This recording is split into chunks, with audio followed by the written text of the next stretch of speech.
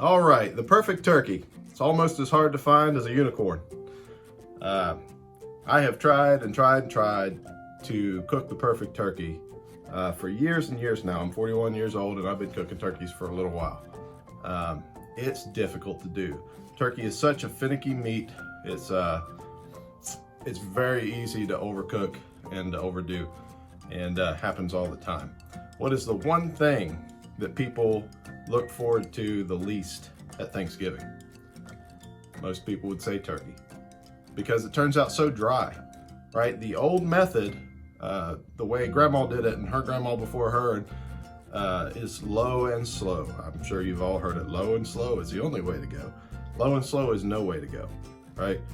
That just dries out the meat. It increases the cooking time, which increases the drying out, the evaporation of moisture, and dries out the meat, right? Doesn't matter if you cook it in a bag or if you wrap it in aluminum foil or whatever you do, it's still gonna be dry, all right? So how do you cook the perfect bird? There's all kinds of methods. Everybody has a way of doing it. Everybody thinks this way's the best or that way's the best. Throw it in the deep fryer, that's the best. I'm here to tell you that there's one way to get it right every time. I have watched video after video of different chefs cooking turkeys. I've duplicated different chefs, like Gordon Ramsay talking about laying strips of bacon across the breast to keep the breast moist. Sounded like a great idea. Did it? Nah, I mean, it was a little bit more moist than usual. Still dry though, you know? So I started pulling little bits from different chefs. I like the way this guy did this, or the way that guy did that. I like the way that tasted when I tried that method, you know? And over the years, I've cooked turkey after turkey after turkey, year after year after year. And every single one of them have not even come close to that high mark. Some of them have come closer to others, but almost all of them have missed the mark, right? Then I finally found one chef. His name is Alton Brown. The guy is a genius. He made a video that talks about cooking a turkey, and he's got a little bit of comedy in him, which is awesome. But he talks about putting the bird in there at 500 degrees for the first 30 minutes. That browns the skin, right? Makes the skin the way we want it. And then we pull it out and we put a piece of aluminum over the breasts to protect them, right? Slide it back in there at 350 until an internal temperature of 161 is reached. Once you hit 161, that's the perfect doneness in the turkey, right? But you have to have a meat thermometer that can go in the oven, and you have to be able to shove it back into the deepest part of the breast meat, right? So you can get that internal temperature in the deepest part. You don't want it to be, you know, closer to the skin, or else the inside won't be completely done. You don't want it to touch the bone, because then you get a false reading, right? So you gotta have a meat thermometer, right? But the biggest secret is brine. Brine is a mixture of salt water and any other flavors that you want in your turkey. Apples, onions, lemons, oranges. People use all kinds of stuff, right? You can pick your own spices, rosemary, sage, put it all in there, right? And the salt will pull moisture from the bird and put moisture into the bird. And on the back of that moisture is all that flavor going right in, right? So that flavors your bird. And then I've pulled little things from other people and added it to this whole process. And I'll show you exactly how it works. Stay tuned. So what is a brine, you say? Well, a brine is a mixture of salt, water, and other flavors such as sugar, liquid smoke, whatever. You put your turkey in a bucket, you fill it full of these flavors, and the salt absorbs moisture, so it'll start to pull the moisture out of your turkey. And a lot of people think, well, won't that make your turkey really dry? No, because turkey cells are able to do osmosis. As the water comes out of the turkey into the surrounding salt water, the salt water becomes less salty. So it reaches an equilibrium where the water's coming in and out, going back into the turkey. And on the back of the water molecules, the salt and other flavors ride right back into the turkey. So we're going to start off with some flavors here. These are apples. And basically I stick them in the microwave so that they can start to release their flavors before they go into the brine mixture. We already have some onion slices in here and some lemon slices, and this is chicken broth that they're floating in. Chicken broth has natural salt in it, so that'll help reduce the amount of salt that we need to use. On top of that, we're going to use some other spices. Go ahead and pour this apple water in there because you want all that flavor. Let's see, we're going to need some peppercorns. Let's use whole peppercorns. Let's put them right in there. That's a little bit slow, so take off the lid and sprinkle them right in there. And then we're going to cut up some garlic. Use whole garlics. Just cut them in half.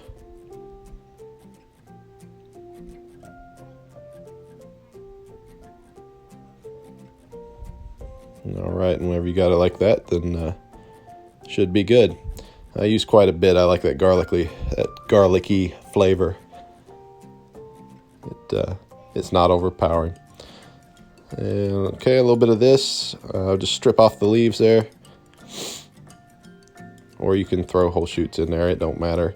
This isn't going to be on the turkey in the end. This is just the flavoring that's going to be absorbed. A little rosemary, that's a classic flavor. Throw a few sprigs in there. Then we're going to use more chicken broth. Top all this off.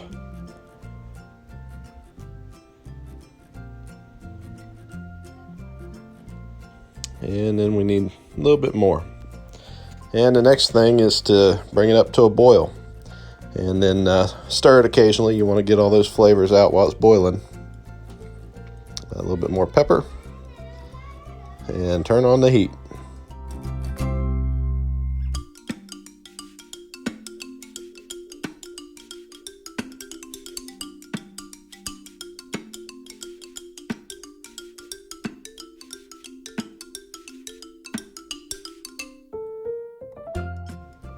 All right, it's time to turn off the heat. Get you a 5-gallon bucket ready. Make sure it's clean. And dump the brine liquid in here.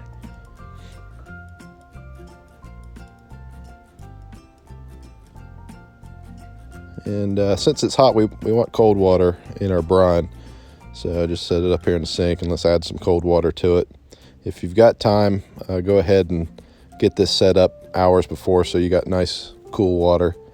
You don't want to be putting a turkey in boiling water or even hot water. Make sure your sink's good and clean because we're going to be wallering the turkey around in here and cleaning it. Get both sides because you're probably going to need it.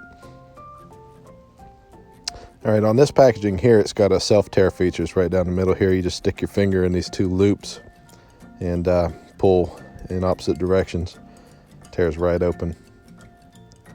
Your turkey might be different. All right, and what we're going to do is just kind of rinse him off, do a quick little cleanup. And then next thing to do is remove the neck out of the body cavity. Don't throw the neck away. It's got a lot of good meat on it. We're going to use that later. And in the front part there where his neck used to be, they've got a little bag of giblets and the heart and stuff like that. I've got no use for this, so it's going into the trash. You're going to want a cup of kosher salt. It's got like bigger flakes. It's got better flavor to it, I think. Just pour it into your bucket there.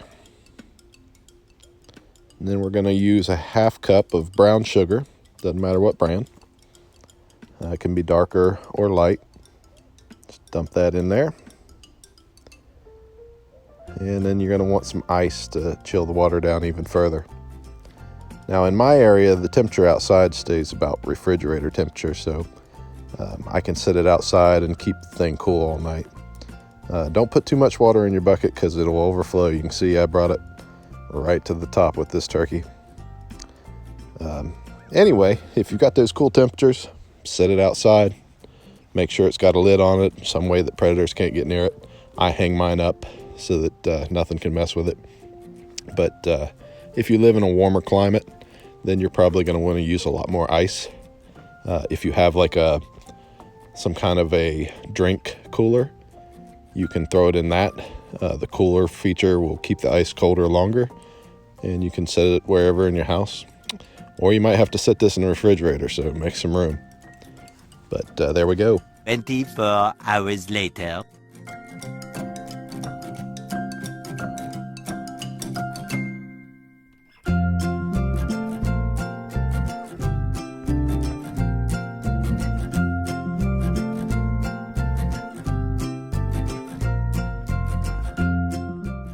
Let's make sure the body cavity is drained, or else you'll have water go everywhere.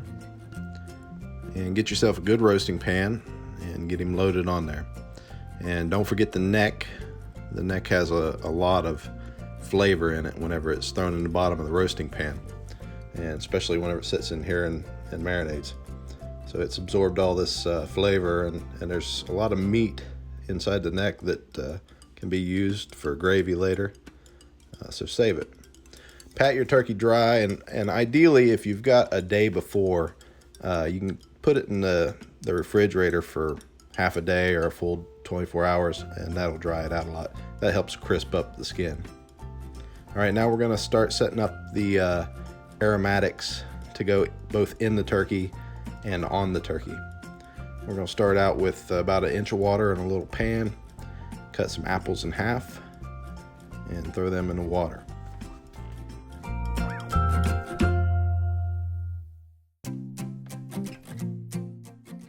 Now we're going to cut up some garlic and put in here. It doesn't really matter how much. I like a lot of it. Throw it in the water. The water will help release the flavor and aroma. Remember, we're going for aromatics, so it's going to float around in the air while the turkey's cooking and infuse with the turkey. You'll see that microwaving it helps the apples to release their flavor. The little bubbles there, that's the juice coming out. And anyway, we got some butter here. We're going to make some butter to put on a turkey. Now, I can't take full credit for this recipe. I learned a lot from watching Gordon Ramsay and how he does it. And this is pretty much his idea. But anyway, you soften up your butter. You want it to be pliable enough to work with your hands, just soft to the touch. Here's what Gordon Ramsay has to say. The start of the most important part, keeping that bird incredibly moist. Soft butter, a touch of salt and pepper,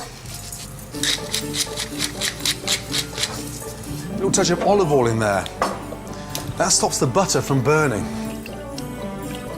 Next, add the zest of 2 lemons and their juice. This gives the flavoured butter a wonderful citrus zing.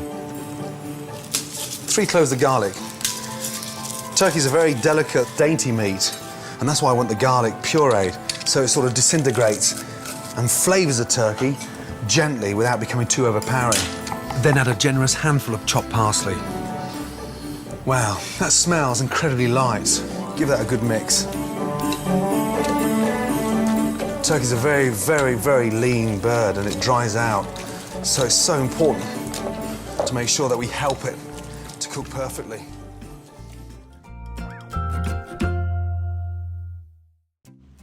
All right, so there you have it from the man himself, Gordon Ramsay.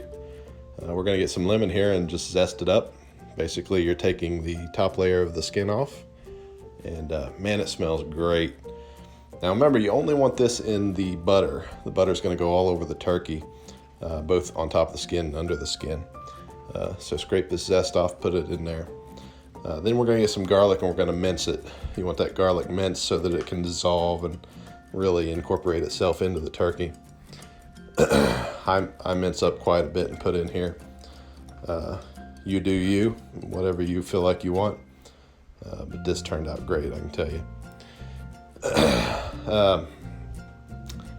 Let's see, what else? We got some of this thyme or whatever they call it. I can't pronounce the stupid thing. Just kind of scrape some of that off there and put in the mix. And then we got some kosher salt. This is David's kosher salt. I really like that brand, but you can use whatever. Put that in there. And then we're going to use some Italian seasoning. Now, let me tell you something. If you can get a grinder to grind your seasonings, pepper, whatever, you're always going to get a better flavor if you grind your seasonings. So go ahead and use a grinder any chance you get. Now, Gordon Ramsay isn't the only one that I follow, and the biggest one is Alton Brown. He taught me basically on YouTube how to brine a turkey properly and then how to cook it properly. And that's a big part of this whole process. So if you get a chance, check him out. I'll link his videos in the description below. And that's basically what you got right there. All right, so now you want to start working it all together. You want to work it good with your fingers. You don't want any spots where there's a big clump of seasoning. You want it all mixed in thoroughly. Don't want to bite into a piece of chicken and get a mouthful of seasoning. But here, listen to what Gordon says about it. Just very, very carefully open up the skin. Go through over the back of the breast and keep the skin intact. The idea is to gently loosen the skin with your fingers so the butter can be stuffed underneath it. Now, once you've loosened all the skin off the top of the thighs, turn the bird round and just go through here again. Hand up and just release a little bit. But don't completely break it because I don't want all that butter to run out.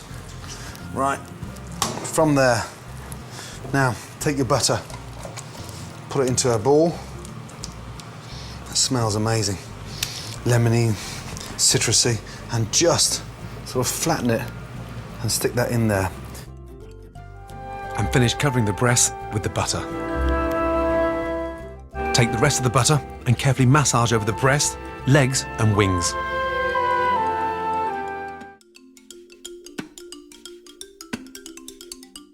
So as you can see, I pretty much follow him to a T there. I take a little bit of from him and incorporate it into my recipe, and take a little bit from this guy and that guy and basically make my own. So, anyway, we got some rosemary here. I got some fresh rosemary. I have some from the store and then some fresh, so I use the fresh. And sage. Sage is a pretty much classic Thanksgiving flavor. So you basically make yourself a bed of these different fragrances and put down underneath. And then here I've put the lemon slices in and boiled them. Here I've got the garlic and apple slices. Doesn't matter about presentation, just shove these up in there. What matters is that they're in there. So here's an onion sliced in half. We're gonna wedge that puppy up in there. Finish loading up the apples. And the garlic. And then I poured the lemon juice down in the bottom of the tray. Don't do this. This is being recorded after Thanksgiving. And turned out that was not the right move. It made the gravy very citrusy. It wasn't very good at all. I was thinking, if the flavors are great in the turkey, then it'll be great in the bottom of the pan. And you need a little bit of water in there to keep the drippings from burning. Don't do that. Leave the flavors out of the bottom of the roasting pan. The flavors that are on the turkey will drip down into the bottom of the pan, and you'll be good to go anyway. So just put a little bit of water in the bottom of the pan, and that keeps your drippings from burning. Now here we want to set the oven to 500 degrees. And basically you don't want to cook your turkey low and slow like Grandma used to do. That's the old way, and it just doesn't work. It dries out your bird. You want to start off with that 500 degrees. And here I'm using a oven thermometer to check my oven and make sure that it's really reading 500. So it's starting to climb there. Now with a gas stove like I've got here, when the gas turns on, the heat will rise. When the gas turns off, the heat will lower. It's to be expected. Now the skin here on the edge of the turkey has a tendency to want to ride up as it cooks. So get you some toothpicks and just kind of nail that puppy down, and that'll hold it in place while it cooks. I like to use 3, just tack it right across the side here. Sometimes whenever you're peeling the skin back with your hands during the buttering process, this part of the turkey's skin kind of tears, which makes it even harder. Just tack it down the best you can. And there you can see I got it set to 500, but it's reading 519. That's okay, that'll work. As long as you ain't down in like the 420 area or something, All right, now the secret to great turkey is this little piece of aluminum right here. We call this the turkey triangle. So get yourself a piece of aluminum foil, fold it into a triangle, and this is going to cover the breast of the turkey to keep the white meat from drying out too fast while the dark meat cooks properly. Dark meat needs to be hotter than the breast meat does. And that's why people usually end up with really dry breast, because they've cooked their dark meat to the point where they like it, and then you got a desert for white meat. So we want to pre-fit this aluminum foil. You want to cover the breast meat. Make yourself kind of a chest guard here. And the reason that we're pre-fitting it is you don't want to be doing this on a 500-degree turkey when it comes out of the oven. All right, so just kind of tack him down here. It's going to have a little bit of butter on it. That's all right. The butter will melt off as soon as we put it on after it cooks into 500 degrees. Here you can see it comes down, covers every inch of the breast meat there. That's what you want. This is going to make the most juicy turkey breast you've ever had. Okay, so take that off. Try to keep it formed as much as possible. It's all right if it's a little deformed. All right, we're going to slide her in the oven here. Go ahead and push that tray in. Now remember, we're at 500 degrees. So what we want to do is pop out our phone and set a timer for 30 minutes.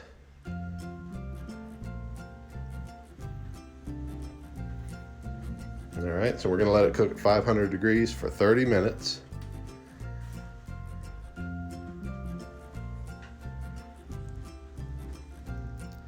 And then whenever it's done at 30 minutes, we're going to pull her out. And you're going to see that the skin is crispy and brown. And that's what we want. 500 degrees just browns the skin. Now here's a meat thermometer. There's a bone right down the center of the turkey. You want to insert the meat thermometer into the deepest, thickest part of the breast, right? Do not hit the bone. Don't have the meat thermometer up against the bone, or you'll get a false reading. It's got to be in the meat. All right. This is vital equipment. You have got to have a meat thermometer for this to work. All right, so go and get you one if you ain't got it. Now it's time to put on the turkey triangle. This bird's hot, so just kind of get her on there as fast as you can. You want to take your meat thermometer. We don't care about the low temperature. We want to set this high temperature to 161. This is vital. 161 is where you want it to be. Make sure the alarm is set to on, and you're good to go. Now, whenever that alarm goes off, don't dolly around. Go and take it out of the oven and set it off to the side because it's done. If it goes any further than 161, then it's going to be overdone and dry. That's the perfect temperature. So here we are, getting ready to hit 161.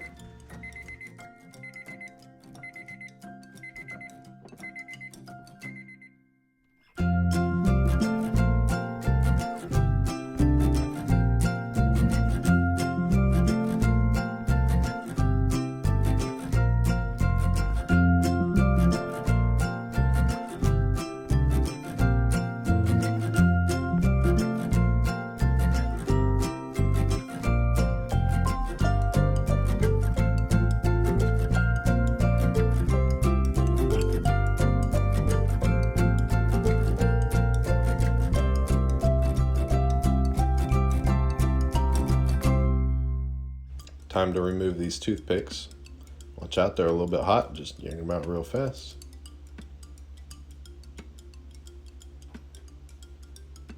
And there you have it. It held the skin down really good. Right along the edge there. All right, here we are. First cut into it. Man, look at that big old piece of breast meat. All right, you're gonna see the moisture here. Look at this. Lay it over.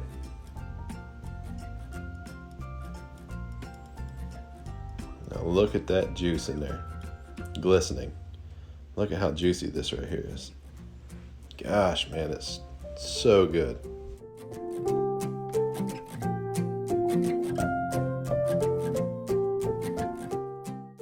Oh, would you look at this? Yeah, well. Would you look at that? Just look at it. Yeah, well. What the heck is that? Guys, I'm telling you, this is the only way to cook a turkey. Now, as far as seasonings and stuff go, you can do whatever you want. You can add some spice to it, whatever you want to do. Make it a little bit spicy. But this is how I do it. This is how I like it. And I can tell you, this year, this turkey was amazing. So there you have it, the perfect turkey. I'm telling you what, this year I got the turkey spot on. Now I've cooked, like I said, tons of different turkeys, and I've changed the ingredients around every so often. But this year it came out perfect, and I filmed every bit of it. So follow my directions, you should do all right. There's a few things that you can do to change it up if you feel like you want to change some ingredients. You like this or you like that. Like I said, have at it. Don't be afraid of this, all right? It's not a scary thing. It's not chemistry. It takes some time, some prep work. But any amazing food takes time and prep work. You can't just throw a steak into a frying pan and get an amazing steak. You have to do some prep work. You got to dry it off. You got to add certain seasonings. You got to put butter in the skillet with it. You got to cook it for a certain amount of time, maybe even throw it in the oven and bake it a little bit. There's a lot of steps that you have to do to just about any food to make an absolutely amazing dish, and the turkey's no different. Some tips and tricks, things you want to consider before we go. Food thermometer, absolutely important. It's the most important process or thing in this process. Don't forget a food thermometer. It has to be one that can go in the oven, can go in the deepest part of the turkey breast. Otherwise, you're not going to have any idea how long to cook your turkey. I always plan about maybe 3 hours, 2 hours, something, 2.5 hours to cook a turkey. It's about 30 minutes at 500 degrees, and then 350 for usually about an hour and a half, something like that. So right at 2 hours. I always go over that. This turkey took, I believe it was over 3 hours to cook. So always plan extra time. Always cook your turkey early from the meal. Don't wait and try to get the turkey to come out of the oven right as the other dishes are being done. You want the turkey to be done long before you even start the other dishes. All right, a turkey needs to rest, just like you rest a steak, right? Well, a steak is that thick. All right, so you rest a steak for 5-10 minutes. A turkey is really thick, right? A lot of meat on that turkey. That turkey needs to rest for a long time. As a matter of fact, Gordon Ramsay says to let it rest just as long as you cook it. I don't know that I would go that far. An hour and a half is not out of the question. I would rest a turkey for at least 40-45 minutes. All right, throw a big sheet of aluminum foil over it, kind of, contain the heat, but let it rest. If you don't let it rest, the minute you cut into that turkey, the juice in that turkey is just going to pour out of it, right? You have to give that turkey time to start to cool down. And another thing is, the turkey will continue to cook inside once it's out of the oven. The heat will actually heat up. If you leave that thermometer in there, you'll see it keep on climbing, right? Let that process happen. Throw a piece of aluminum foil on it after it's set out for about 10 minutes. Let it set for an additional 40 minutes, 50 minutes, an hour. I'd even say an hour and a half, right? Let that juice reabsorb into the meat, and you'll have a super juicy turkey. It'll blow you away. I didn't get that much time to do that this time. I hate that, but we were pressed for time. The turkey took longer to cook than I was planning, and we had to get it out and onto the table and eat it. So what you saw in the video was a lot of the juices running out of it, but it was still absolutely delicious. Would have been a whole lot better if we'd have waited. Another thing is, you saw in the video, I cut my dad cut the breast off of the turkey in a big old slab, right? That's how I recommend you always cut a turkey breast. Cut a big old slab of it, lay it down on a plate, and then instead of cutting slices, real thin slices for everybody, cut big hunkin' chunks, right? Here's an example. These are some leftovers that I fixed for Christmas here just recently. We just had Christmas. And you cut the breast like this, big old chunks, right? You can see the spices that are on the meat here. The skin has fallen off because of the microwave. These are leftovers. But anyway, you can see, I mean, the spices and stuff are holding to the meat. And big old chunks like this help maintain the moisture in the meat. I don't know if you can see the moisture on this, but it's still got moisture to it. Not as much as, you know, the day that you cook it. But anyway, big hunkin' chunks will maintain more moisture. You cut it thinner, the turkey's got a lot better chance of drying out on the plate. So everyone's gonna enjoy the big old chunks. And they, honestly, I mean, it's not like they're gonna take more turkey with the chunks than if they had slices, because it's thinner slices. They're still gonna pull 2 or 3 slices because they want a certain amount of turkey, right? So cut it into big chunks, let everybody enjoy the big juicy pieces of turkey, and you'll enjoy it a whole lot more. Another tip, be careful on the lemon, all right? I put lemon zest in the video. I zested the lemon. I think I zested 2 lemons. Can't remember what I did. Anyway, be very careful with that, right? In this video, it turned out perfect. This Christmas, with this turkey here, I actually tried to go with what Gordon Ramsay said, and I zested 1 lemon, and then I cut the lemon in half, and I squeezed the lemon juice into the butter, which is what he says to do. And then I stuck the lemon in the turkey, just like I did in this video. And let me tell you what, just 1 lemon, squeezing the juice in there, way too much lemon. The turkey actually tastes very lemon, acidic. So, you know, be very careful with your lemon. Maybe just do the zest and do it lightly. The zest gives it an amazing flavor, just like in this video, it worked out perfect. But this one here is too much, way too much. So you gotta be careful with the lemon. Prep time, consider your prep time, right? Turkeys take a long time to thaw out. Start 3 days in advance, right? Set it in the sink, still in its wrapper, let it sit there for 2.5 days, right? Let it thaw out, okay? You do not want a turkey that is ice cold in the middle when you're going to cook it, okay? So give it time to thaw out in room temperature, and then, you know, maybe throw it in the fridge for a final day, let it sit in there for 24 hours in the fridge in its wrapper. And that's usually what I do. I give it about 3 days of thaw time. Once you get it thawed, next thing you want to do is pull it out, wash it off, prep it, pull the neck out, the giblets and stuff, and then get it in the brine. 24 hours in the brine, like I showed in the video. And then you want to pull it out of the brine after 24 hours. And ideally, what you want to do is pat the turkey dry and then stick it in the refrigerator overnight, 12 hours, 15 hours, 24 hours if you want to, and let the turkey dry in the refrigerator. The refrigerator will actually pull some of the humidity out of the turkey, and that will dry the skin of the turkey, making the skin cook more crispy. Also makes it tighter, so it makes it harder to get that butter up in there. So, you know, it's kind of a trade-off, but that's what I would have done if I'd had the time. In this video, I did not, and it turned out great. So, but that's what I would have done, and will do in the future. Don't forget the turkey triangle, the piece of aluminum that goes over the breasts. That's vital to keep the breast meat nice and moist, right? Dark meat will cook very fast, and it has to go to a way higher temperature than what the white meat has to go to. So if you don't have that triangle, the white meat is gonna dry way out because there's so much heat involved in cooking that dark meat, it dries out the white meat. So don't forget that triangle, it's easy to do, right? Don't forget to put a little bit of water in your in the bottom of your pan.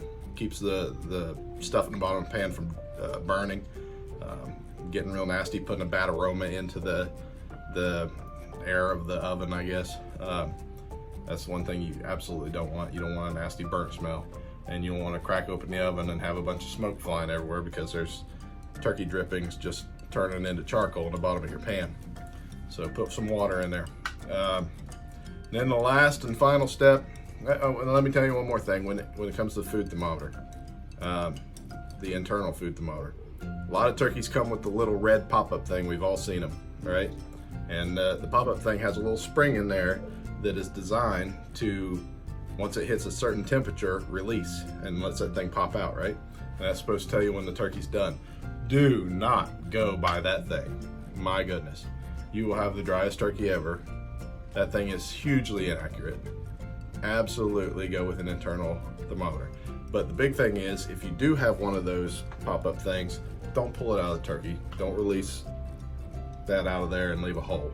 If you leave a hole in the turkey, that's just a point where the butter and the juices and stuff can all just come right out of the turkey, right? So if it's in there already, leave it in there. Don't go by it. Put your thermometer in there. And the final thing is brine, brine, brine. Brine is what saves you in this process.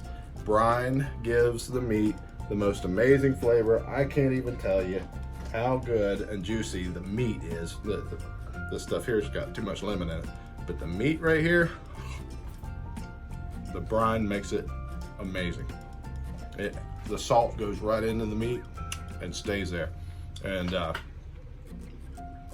can't stress it enough. That's your saving grace. If you do nothing else, put it in the brine. Don't feel intimidated about brine, okay? It's not hard. It's not hard. A cup of salt, a little bit of sugar, you know, to offset the cost or taste a little bit. Fill a 5-gallon bucket with water, put a cup of salt in there, put whatever flavors you want in there, whatever flavors you want in there. You don't have to go with me. You don't have to be a chemist, right? You don't have to get crazy with it. Just put a cup of salt in there, slide your turkey down in there, and let him sit for 24 hours before you cook it. It's easy, and it makes it so much better. It ups the taste of the flavor by a huge percentage. So don't skip the brine. Absolutely brine your turkeys. Guys, I hope this video has been extremely helpful for you. I've tried my hardest to cover every detail that I can think of. I'm sure there's some stuff I've left out. If there is, leave me a comment. Let me know what you do or what you would do differently. And let me know what you think of the video.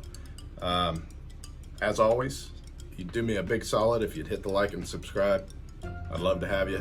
I do all kinds of videos, random stuff, from building stuff to beekeeping to cooking videos to I hope to get into product review videos, all kinds of stuff. I've got all kinds of plans. So you know what? Hit me a like and a subscribe if you like my videos. All right, guys. Happy Turkey Day. Enjoy.